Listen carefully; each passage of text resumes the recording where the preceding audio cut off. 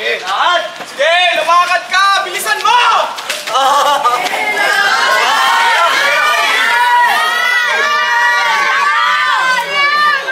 Makakamit mo na ang pait na iyong paghihirap!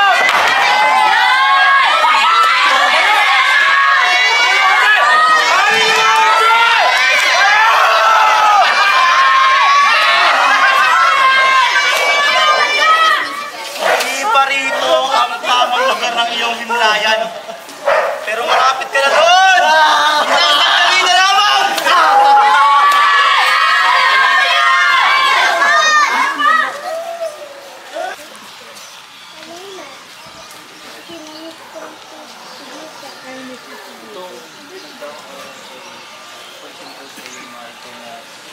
Tila bagang ang isip mo'y naglalakbay sa kawalan.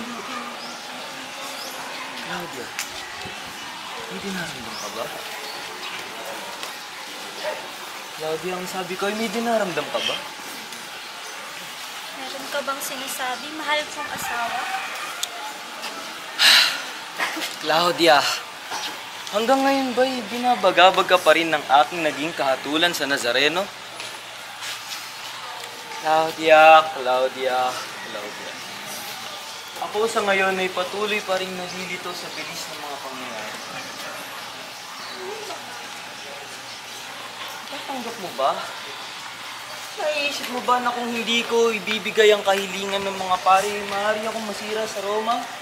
Tatanggap mo ba na ako'y malagay sa alanganin dahil lamang tungkol sa kwento ng isang Nazareno? Mahal ko. Ulat sa simula. Bawat hatol mo sa mga bagay na naganap.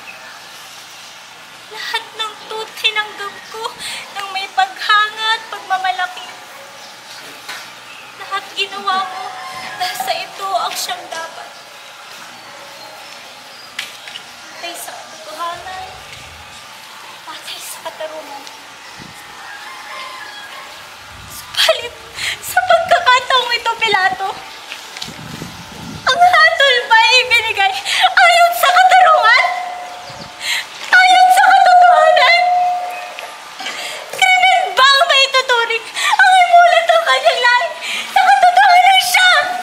Siya ay biktima ng pagsasamantala ng pag-aaring uri. Claudia, ikaw ay lubhang nalito sa bilis ng mga pangyayari. Lubha kang napagod. Bakit hindi ka muna magpahinga? O dili kayo magtungo sa Roma? Oo. Kailangan kong lumayo. Kailangan ko pamamahinga. Subalit, maipipikit ko ba ang aking mga mata na hindi nakikita ang pamumukha ng Nazareno? At malayo sa aking isipan ang mga kababalaggang likha ng Kristong tinatawag nila. Matagpuan ko kaya ang katahimik sa kabila ng katotohanan ng isang taong walang malay. Sa sandali ito, Pilato, nasaan ang minahal ko sa iyong katangian? Nasaan ang katarungan?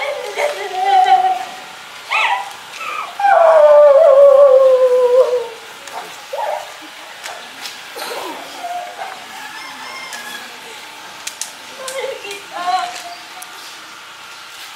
Ang panahon ay pinadama mo sa akin ang pag-ibig mo. Ngunit, sa pagkakataon ito,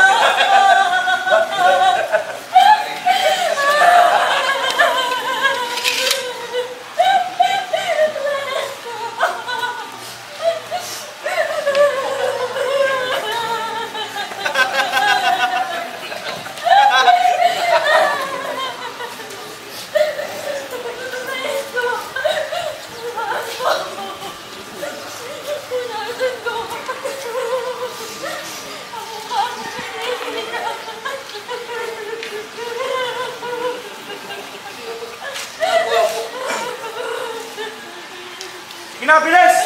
Alis, alis, alis!